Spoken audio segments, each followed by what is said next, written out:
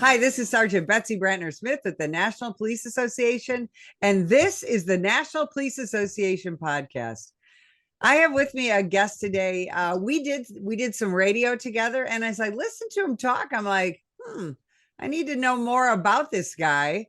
So I did some research, and he is someone that you all need to get to know. He's got an amazing career as a law enforcement officer, and then beyond, he's now a business owner, and he's got opinions and expertise that I think the rest of the country really needs to hear. Chris Hinkle, welcome to the show. Thank you so much for having me. It's an honor. So I'm going to ask you what I ask everybody who was a cop on my show. Why'd you become a cop? You know, when I was 6 years old, 1970, so people can figure out how old I am. My mom, we didn't have a lot of money. I grew up super poor, but I didn't know that. My parents, I never knew that we were poor, not at Christmas time or anything like that. Great parents. My mom took me to Skyland Elementary, and it was the book fair. And back in those days, you could pay a couple of bucks and sponsor a book for your local school library. And the book I sponsored was about the FBI. And of course, like all of my generation and the boomer generation, we grew up watching the FBI with Ephraim Zimbalist Jr. And I was just enamored with it. So that kind of started my journey of thinking about what I wanted to do. As I got into elementary education, I started reading a book series called Encyclopedia Brown. He was boy detective, and it was amazing because he would have cases that he would solve, and at the end of the chapter, it would say, "Now, what do you think?" And you had to figure out how to solve the case. And at the back of the book, they would have the answers of how the case was solved and how he came to his conclusions. And I was just amazed by it. So time passed. I started developing a bit of a taste for politics in junior high. I had a great, fantastic civics teacher that got me involved in understanding the Constitution and learning about it. She also helped me out with kind of crafting how to debate. Went through high school. We didn't have the money really for me to go to college. I dabbled in community college here and there and ended up joining the military. I felt like if I stayed in my hometown of Tuscaloosa, Alabama, I was going to be relegated to just some type of manual labor. And I really needed to get out on my own. So I joined the Air Force and spent 13 years there. And the last 5 of that, I got the opportunity to be an investigator, a federal agent. By cross training to become an Air Force Office of Special Investigations agent, OSI. There is an OSI, just like you see on the $6 Million Man series, just like the Steve Canyon comic strip.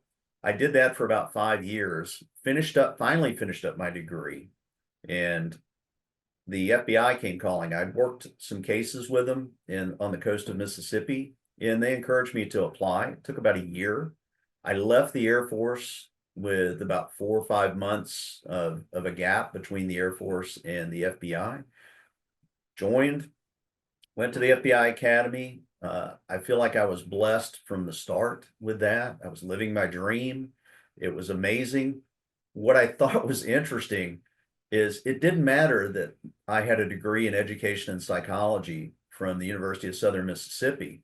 Sitting next to me were graduates of military academies, Harvard, Yale, and guess what? We were all in the same spot, and we all got the same opportunities to start. I was assigned to the Washington field office in 1999, and I was on the National Computer Crime Squad. I had a background in some computer forensics as an OSI agent, and spent some time there. Had great cases, experiences, worked some major online undercover operations. Some of my operations ran for 7 or 8 years. Even after I left Washington, D.C., they were still running. And 9/11 happened. I was out that Tuesday morning with the Safe Street Squad. There were about 60 of us helping out the Safe Street Squad with some search and arrest. And we finished up about 7 or 8 in the morning, and two friends of mine and I went to eat at Bob and Edith's restaurant in Crystal City. Got something to eat. Driving home, I'm next to the Pentagon, stuck in traffic, and my wife called me. One of the few agents to have a cell phone at that time. I had it as part of an undercover operation managing it. And she said, "Where are you?" And I told her, I said, "I'm on the east side of the Pentagon underneath a bridge." And she said, "Well, your friend David is on his way to New York. Some planes have hit some towers up there." I said, "Okay, I'll get home as quick as I can." Took the exit, got up on I-66, heading to Centerville, Virginia. Call comes over the radio, planes hit the Pentagon. I didn't see my squad until February after that. We were working that hard. I worked 28 days in a row of 18-hour days before I realized that I was supposed to take a day off. We were just so focused on getting things done. And I did some digging in the rubble pile, volunteered to go do that. I did multiple things of getting to meet some famous people. Another time we'll have to have a conversation about my meeting with Bob Woodward of the Washington Post right after 9/11. Not a pleasant man, but that's a story for another day. So I spent my first 7 years in Washington, D.C., did some time at headquarters, and then transferred down to the FBI Jackson division. And I was told I was coming down here to run a violent crime, gangs, drugs program and cybercrime program. When I showed up, they said, "You're also going to manage the civil rights program," kind of the birthplace of the civil rights movement in Mississippi. And during my tenure of doing that, we had some amazing cases. We reopened the Mississippi burning case. We tied James Ford Seal to the murders of Schwerner, Cheney, and Goodman, put him in prison. We went after the mayor of Jackson, Mississippi, who was constantly violating civil rights, had big cases there. After a few years on the desk, I just had a yearning to get back to working cases. It's tough to shield the agents that are assigned under you from front office and management so that they can do their jobs. And you have to live vicariously through them. So I just decided to step out of management. I went back to working cases, ended up working counterintelligence and cyber, became a hostage negotiator. And then I wanted to try my skills at interrogation. So I went and spent 5 months in a Baghdad prison in 2009, interrogating jihadis and battlefield combatants. Came back from there and started getting a little more senior in my tenure in the FBI. And the front office asked me to take over multiple programs.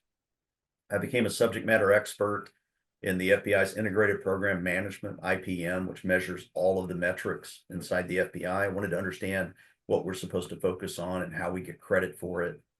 And they also asked me to take over the InfraGard program, the Domestic Security Alliance Council program, and the Diversity and Inclusion program. Here's this Bible-believing conservative from the South that's going to take on the Diversity and Inclusion program. Our program down there was a mess. I refocused it back onto the things that matter.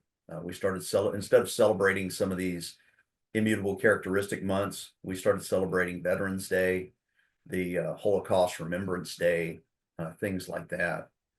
And I got an opportunity to hear what was happening on the other side of the wall. And that really troubled me. I was seeing firsthand how this diversity, equity, and inclusion was just a cancer on the FBI. And I did what I could while I was in. Retired in 2019, stayed here in Mississippi, started an investigative services business. I do services and consulting for several law firms in the state. And I also do some contract work on the side. Once I became unencumbered by the Hatch Act and was able to speak freely about what I thought about things, and my focus has always been on the Constitution.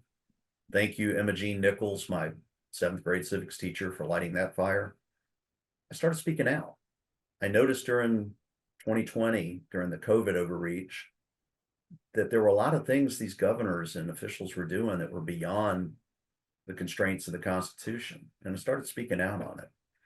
The next thing I know, I'm speaking before school boards, state educational institutions, wrote a couple of articles, some for Homeland Security Today, some for Havoc Journal and the Montana Free Press. And I had some individuals approach me about guest hosting on the radio. We're actually coming in as a guest, then guest hosting.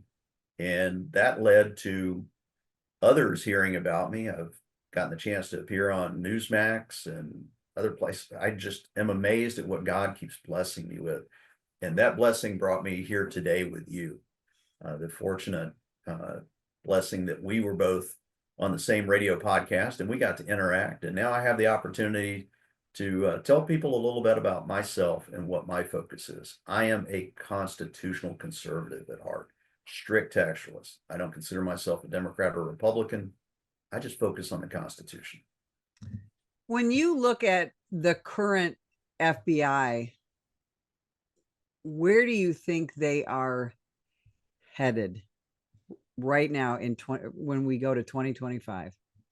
So I think the FBI has a great opportunity to do a course correction. I'm not one of the big fans of tear the whole thing down.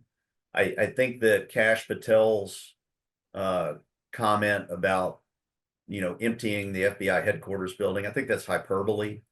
I think he'll realize once he gets there that's just not doable. First of all, there's not 9,000 agents at FBI headquarters. It's mostly support staff.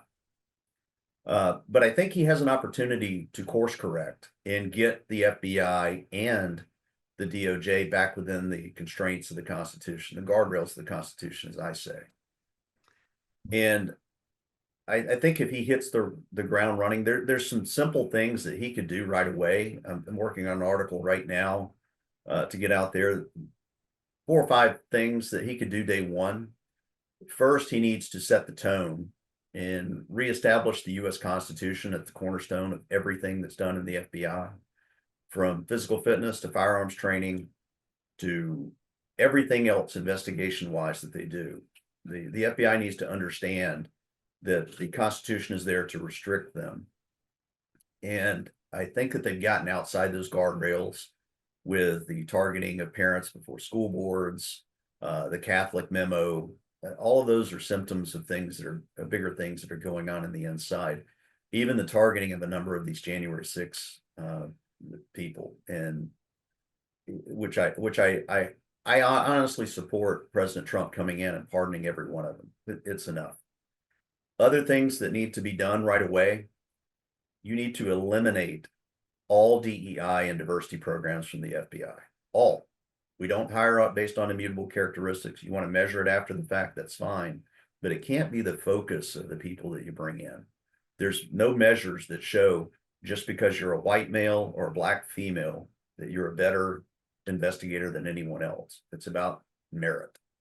And they have a chief diversity officer. That position's gone. They have a division level diversity program inside the FBI. Got to go. Get rid of that. The other is reestablish the core values and standards of the FBI. Get back to fidelity, bravery, integrity. Get back to agents looking like agents. I remember growing up, whenever I close my eyes and think of an FBI agent, they're always the person in the suit. You know this probably from your time in law enforcement. When people show up on the scene and they want to know who's in charge, they're typically looking for the person in the suit. There's no reason why you can't look the part every day. And I think we need to get back to that. I'm disheartened every time I see these ring cam videos of people knocking on doors saying that they're FBI agents and they're in cargo pants, hiking boots, and a polo shirt. It's just unprofessional. I'm glad you said that, because one of the things that I saw in my career was, because I work quite a bit with the FBI, plus where I was a cop,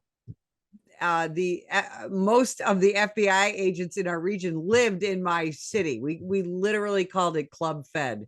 Mm-hmm. And so we had personal relationships with a lot of FBI agents. And one of the things that I saw into the late 80s and on into the 90s was the FBI start to kind of lose focus and they would, oh, we're going to do narcotics for a while, and we're going to do this, and we're going to do that, and they would sort of chase. And I know the agents, the boots on the ground agents that I talked to were frustrated because this is not what they had been hired to do. They're like, if I wanted to chase narcotics, I'd go to the DEA.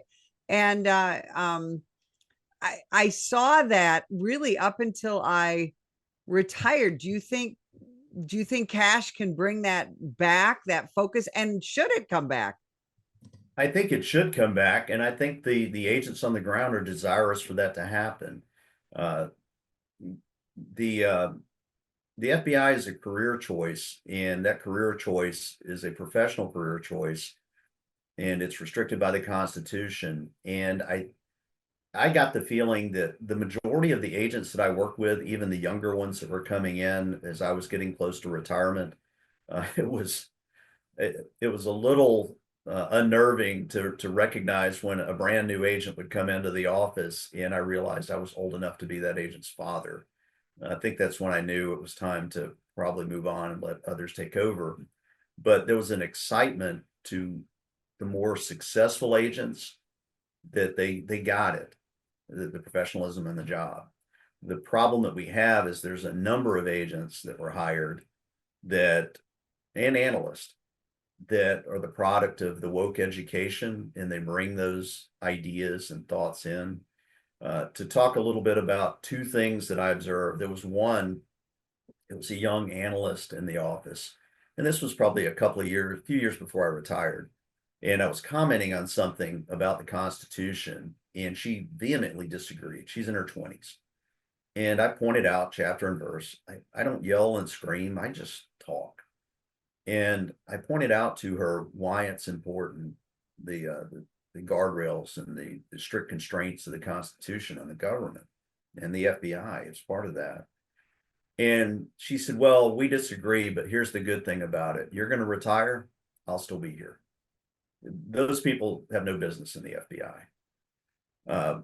If we had agents that weren't strict adherents to the Constitution when I came in the 90s, they kept it closeted. We just did the job. Well, So and you and I, who both spent our most of our adult lives in government, know that the government needs to be restricted, that we should not have unfettered powers as law enforcement. Would you agree? I agree with that. That's why there's one of the another thing that I recommend to Cash Patel is set this as a goal and objective, similar to what Louis Freeh did when he took over as director in 93. Cash should come in and just blanketly say, we're going to eliminate 50% of all senior executive positions. Right now in the FBI, there's between 30 and 35 divisions in the FBI that are all headed by senior executives, assistant director level individuals. When Louis Freeh made the changes back in 93 and it was approved in 96, there were 12. You've got to get rid of the layers of bureaucracy. This was a Robert Mueller thing, who was a horrific director. He was a very mean individual. I heard that directly from people that worked on his staff. He's just not a good man. And he changed and he put layers in there. So he created additional divisions. He created an executive assistant director position. So you keep adding these bureaucratic layers between the field and headquarters. That, coupled with his focus of having cases run from Washington, D.C., you got away from the things that you were just talking about agents living in the community and knowing your domain, to you had to focus first on what headquarters told you your domain was. And if you disagreed with them, you had to spend your time proving them wrong before you could make changes. I'll give you an example, and this is not classified or anything. There was a focus during the Obama administration to look under every rock for every Russian you could find. I had already been in Mississippi for a number of years. I knew what my domain was based on my liaison contacts, tripwires, sources, cases. Just wasn't the case down here. But I remember the analyst at headquarters telling me, I don't care. You have to still go ask all of these questions and spend an inordinate amount of your time looking into this before you can go look into something else. It just was a waste of time. There's a couple of other things that I would also recommend to him. I don't know how familiar you are with the FBI Agents Association. It's a kind of de facto union, which I'm not a big fan of public sector unions. The issue that I have with it is, especially during the Mueller term and the Comey term, and I can only imagine Chris Wray had only been director for a short period of time before I left, that the Agents Association, its leadership that we had when I was in, became enamored with the seventh floor at FBI headquarters. It ceased being something that was speaking on issues and concerns of the agents in the field, and it became a mouthpiece of headquarters. I can tell you over 50% of the people that I worked with in the Jackson division left the Agents Association because of that. They wanted to get back to doing the job and not have some individual spending an inordinate amount of their time doing Agents Association work. I know personally the guy that was the president of the Agents Association for the last 10 years before I retired. He spent about 75% of his agent work doing things for the Agents Association. Get that guy back out in the field working cases. If you want to have an Agents Association, let it be separate from the FBI. Let it be retired agents or whoever they hire, but don't take agents off the street and have 50 to 75% of their time toward that. I just think you need to get rid of it. And we can go in other areas too of changes, but these are things day one: reestablish the Constitution, eliminate all DEI and diversity programs, reestablish the core values, get rid of diversity as a core value. It's not. Reduce FBI senior executive positions at FBI headquarters by 50% and eliminate the FBI Agents Association. Has no bearing on day-to-day activities for the agents anymore. Well, and this is why the National Police Association endorsed Kash Patel, as the director of the FBI. And we don't get involved in that stuff very often, but we felt very strongly because as the FBI goes, very often so does local law enforcement, and the reputation of the FBI, if that can be improved, we believe that will trickle down. Do you think that, and we only have about 5 minutes left, do you think that a lot of this top level management, this cushion between the agents and the director, do you think a lot of those will self-select and retire, go do something else when Patel comes in? I think a number of them will. I had heard rumors about Chris Wray retiring, and I believe Paul Abbott is the deputy director. Abbott needs to go as well. Trump, when he comes in on the 20th, you don't need a deputy director sitting in that seat as acting director. We just had that with Andrew McCabe. Disgraced, tarnishment of the badge individual, Andrew McCabe, as the acting director. He needs to have his people in there running this. I think Kash has the opportunity to really correct things. I've got a recommendation for deputy director, someone I know personally that can help Kash navigate the FBI, to kind of know where, the phrase, where the bodies are buried, things that need to be changed. I think Jim Galliano would be a great person. He's retired. I could not agree more. Jim is a great guy. He is, full disclosure, he's in a little private text group with about 4 or 5 of us, and we've been talking for the last couple of years. God has brought us together. I've never met Jim in person, but I consider him one of my dear, dear friends. I think Jim would be great. He's getting ready to finish up his term as mayor of Cornwall on the Hudson. He's an outspoken critic of the things that Comey, McCabe, Mueller, and Wray have done. Horrible directors. I think having somebody like a Jim Galliano in there as deputy director to kind of really run things while Kash goes out and corrects other things, I think would be a great team.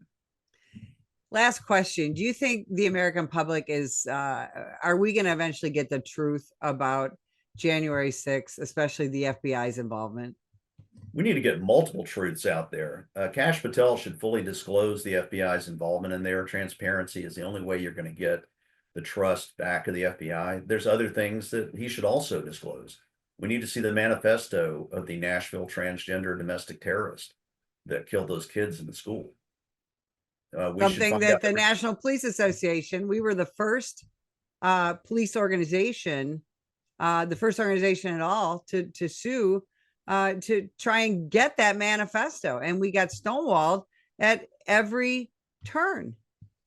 Yeah, we know more about this Mangione guy in the last, 24 to 48 hours than we ever know about this individual. There's nothing in there. This thing where the FBI, and I criticize Chris Wray constantly about it, of cloaking himself in the reputation of the great men and women that are FBI agents in the field, just to obfuscate himself from congressional oversight. The other thing is when they want to get their way, they take these congressmen and senators behind closed doors. They show them a classified briefing, scare the crap out of them so that they can get more money. It really shouldn't be that way. And I think Kash is going to have a great opportunity to change that. Chris, we have a lot to look forward to. I just have a couple minutes left. Tell folks where they can find you, where they can follow you and get to know you better. Well, the best way to find me is on X, at my reluctance and the insistence of people like John Nance, my friend that writes at townhall.com, and Jim Galliano.